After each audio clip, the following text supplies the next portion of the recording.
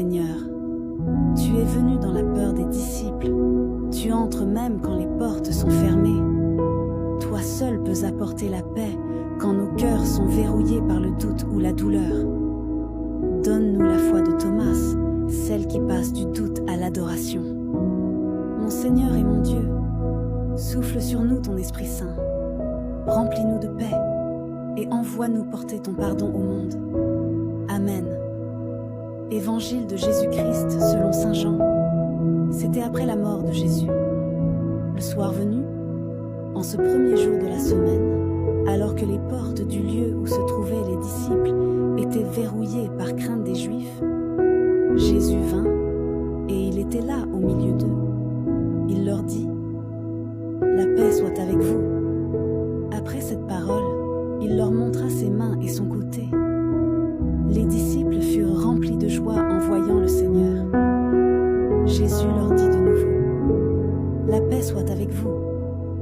De même que le Père m'a envoyé, moi aussi je vous envoie. » Ayant ainsi parlé, il souffla sur eux et il leur dit : « Recevez l'Esprit Saint.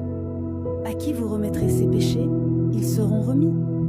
À qui vous maintiendrez ses péchés, ils seront maintenus. » Or, l'un des 12, Thomas, appelé Didyme, c'est-à-dire jumeau, n'était pas avec eux quand Jésus était venu.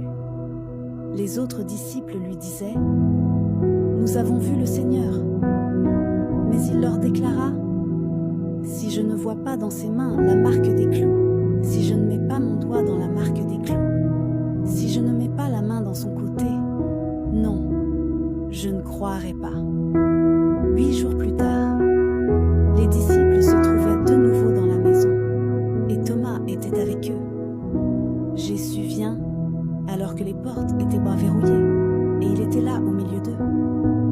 Il dit : « La paix soit avec vous. » Puis il dit à Thomas : « Avance ton doigt ici, et vois mes mains. Avance ta main, et mets-la dans mon côté. Cesse d'être incrédule, sois croyant. » Alors Thomas lui dit : « Mon Seigneur et mon Dieu. » Jésus lui dit : « Parce que tu m'as vu, tu crois. Heureux ceux qui croient sans avoir vu. » Il y a encore beaucoup d'autres signes que Jésus a faits en présence des disciples et qui ne sont pas écrits dans ce livre.